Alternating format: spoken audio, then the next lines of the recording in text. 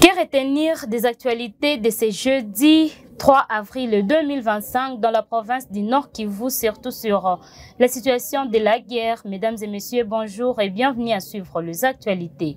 Le territoire de Walikale est entre les mains des forces armées de la République démocratique du Congo et les Wazalendo depuis la matinée de ce jeudi 3 avril 2025, après le retrait des éléments du mouvement du 23 mars, la nuit du mercredi à ce jeudi, selon les informations et publications de certaines sources. Que la population soit calme, nous sommes là et nous allons rester là. C'est tout ça. C'est le message que j'ai de passer aux populations congolaises et surtout la population de Walikale. Merci. Restons dans les mêmes angles de la guerre. Dans une mission d'inspection et de commandement des troupes en ville de Beni, le chef d'état-major, le général adjoint des forces armées de la République démocratique du Congo, le général Jacques Ijalikonza, est arrivé en ville de Beni ce mercredi 2 avril 2025 où il apprenait la paix. Les détails. Je suis ici à Beni, j'ai été dépêché par le chef d'état-major général dans une mission d'inspection et de commandement. Nous allons vous attendre à la sécurité et à la paix de nos unités qui sont engagées dans les opérations. La population, elle doit garder son calme. Nous sommes là, elle doit faire confiance à son armée, les FARDC, qui ont la mission régalienne de protéger l'intégrité territoriale et protéger la population et ses biens. Parlons du développement dans cette édition du journal, mesdames et messieurs. Le gouvernement congolais a réhabilité un centre de formation de la police nationale congolaise construit depuis 1957 à Kisangani. Les détails dans ces reportages de nos confrères depuis Kisangani. Qui suscite un vif sentiment de satisfaction. Le commissaire supérieur principal Alexis Yanzere a exprimé sa gratitude envers le vice-premier ministre, ministre de l'Intérieur et Sécurité, Maître Jacquemaine Chabani Loko, pour avoir initié ces travaux, ainsi qu'au commissaire général de la PNC, le commissaire divisionnaire principal, Benjamin Alongaboni, qui a commandé leur réalisation du début à la fin. L'homme le plus heureux reste cependant le directeur de l'école de police de Kapalata, le commissaire supérieur principal, Romain Bissionneau, qui se réjouit des nouvelles conditions d'apprentissage. Il assure que la formation sera désormais de meilleure qualité grâce aux infrastructures modernisées. C'est magnifique, c'est un grand remerciement aux autorités de pouvoir penser à l'école de police de Kapalata. Nous avons certainement le courage de dire que la formation va se dérouler en très bonne et due forme. Et pas pourquoi les conditions qui nous semblaient difficiles venaient d'être rétablies. La réhabilitation de cette école nous permet de faire mieux. Les élèves seront à l'abri et seront dans de très bonnes conditions de formation. De son côté, le directeur adjoint du génie de la PNC, le commissaire supérieur principal, Kabuya Kayembe Kelly, qui a supervisé l'exécution des travaux, confirme que la réhabilitation a été totale et couvre tous les aspects nécessaires à la formation des futurs policiers. L'état de Kapalata a été vraiment très avancé, le délabrement a été très avancé. Nous avons tout fait, c'est-à-dire la réhabilitation totale en maçonnerie et la remise d'adduction d'eau de ces sites de 16 hectares.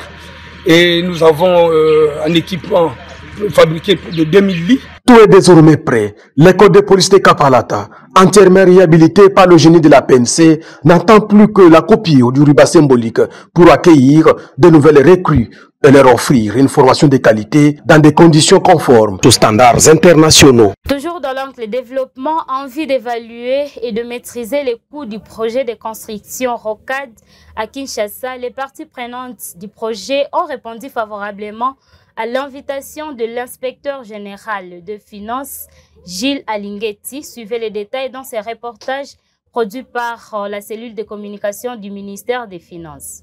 Sur invitation de l'inspection générale de finances, les parties prenantes aux travaux de construction de la route des contournements de la ville de Kinshasa, les Rocades, à savoir l'agence congolaise de grands travaux ACGT, la SICOMINE, la société d'infrastructure sino-congolaise, SISC, ainsi que les sociétés grecques 4 et 8 ont participé à une réunion à l'inspection générale de finances pour l'évaluation et la maîtrise du coût de construction des rocades de Kinshasa. Tous les détails nécessaires ont été fournis par la CGT qui indique que les rocades sont longues de 73 km avec 2 bandes aller, 2 bandes retour. Compte tenu de la particularité du terrain, les travaux comprennent les assainissements, les terrassements, les soutènements, les ouvrages d'art, un échangeur au niveau de passage de la route Kinshasa-Matadi à Mitendi, 10 ponts à construire, dont l'un sur la rivière Ndjili, une tunnel de lutte contre les érosions, la signalisation ainsi que les expropriations de près de 2000 parcelles.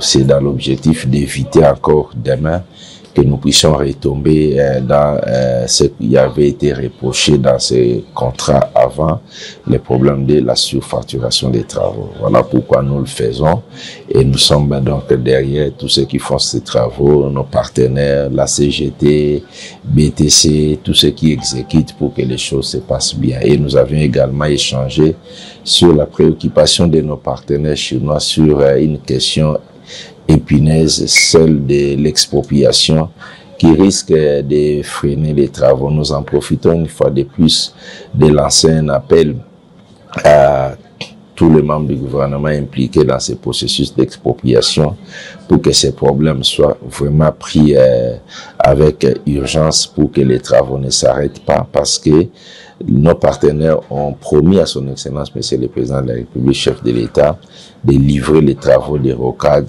à la fin de l'année 2026. Les parties ont examiné les dossiers techniques et ont estimé que les normes financières ont été respectées. Mais nous, ce que nous voulons maintenant, c'est que cette implication se traduise par le fait, sur le terrain.